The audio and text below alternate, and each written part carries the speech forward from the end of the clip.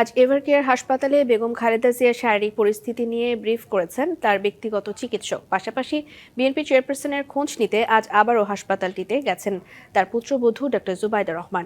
এ নিয়ে আরও জানাতে সরাসরি যুক্ত হচ্ছেন সহকর্মী আরিফুল ইসলাম। আরিফ, খালেদা জিয়ার চিকিৎসার বিষয়ে আপনার কাছে কি তথ্য আছে আর সেখানকার সবশেষ পরিস্থিতি কেমন দেখছেন জানাবেন। রেদনা, যে বিষয়টা আপনি জানতে চেয়েছেন সেটার উত্তর দিয়ে যে তার সবশেষ পরিস্থিতি মনে হয় আজকে যেটা হচ্ছে সম্ভাবনা রয়েছে, আজকে কোনো ধরনের নতুন তথ্য পাওয়া যাবে না। কারণ হচ্ছে ইতিমধ্যে আপনি জানেন যে বিকেলবেলা বিএনপি চেয়ারপারসন বেগম খালেদা জিয়ার যে ব্যক্তিগত চিকিৎসক রয়েছেন তিনি কিন্তু সংবাদ সম্মেলনের মাধ্যমে তার সবশেষ পরিস্থিতি জানিয়েছেন, যার মাধ্যমে উঠে এসেছে তার যে শারীরিক অবস্থা। এই অবস্থাতে আসলে তাকে দেশের বাইরে বা লন্ডনে নিয়ে যাওয়ার মতো পরিস্থিতি এখনো তৈরি হয়নি। তবে যেটা হচ্ছে যে আজকে যেহেতু রাত 9টায় এটি মেডিকেল বোর্ডের জরুরি বৈঠক রয়েছে, সেই বৈঠকের পরে আসলে কি ধরনের সিদ্ধান্ত আসে বা তার শারীরিক অবস্থাটা কি, সেসব বিষয়ে হয়তো বা যদি আনুষ্ঠানিকভাবে কোনো তথ্য পাওয়া যায় সেই বিষয়গুলো অবশ্যই তুলে ধরার চেষ্টা করব। পাশাপাশি সব ধরনের প্রস্তুতি কিন্তু রাখা হয়েছে তার দেশের বাইরে নিয়ে যাওয়ার বিষয়ে। তবে তার শারীরিক যে কন্ডিশন সেটা আসলে এখন পর্যন্ত প্রস্তুত নয় দেশের বাইরে যাওয়ার জন্য। তাই আগামীকাল যে একটা সম্ভাবনা রয়েছিল সেটা কিন্তু একেবারেই নেই।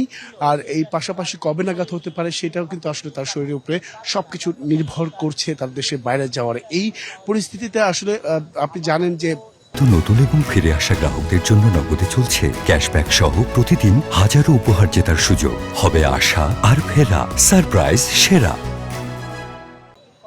যেহেতু জুবাইদা রহমান তার পুত্রবধূ গতকালকে এসেছেন এবং কি তিনি সব সময় এই খবর নিচ্ছেন এবং কি এসেছেন আজকে যেহেতু 3:20 তিনি এই এভারকেয়ার হাসপাতালে তিনি প্রবেশ করেছেন এবং কি এখনো অবধি তিনি অবস্থান করছেন হাসপাতালে। তবে আমরা যতটুকু জানতে পেরেছি যে মেডিকেল বোর্ড যেটা জরুরি বৈঠক রয়েছে রাত 9টায়, সেখানে তিনি থাকবেন এবং কি পরবর্তীতে হয়তোবা তিনি বাসায় ফিরে যাবেন আবার আগামীকাল সকালে নাগাদ আসার সম্ভাবনা রয়েছে। তো সবকিছু মিলেই বলা যায় যে হয়তোবা আনুষ্ঠানিকভাবে কোনো তথ্য, হয়তোবা সবশেষ যে তথ্য সেই পরিস্থিতি নাও হতে পারে। তবে একটি বিষয় যে বিভিন্ন সূত্রের মাধ্যমে, বিশ্বস্ত সূত্রের মাধ্যমে নতুন কোনো তথ্য পেলে অবশ্যই সে বিষয়ে পরবর্তী সংবাদে জানার চেষ্টা করবো। রেদনা, এই ছিল সবশেষ।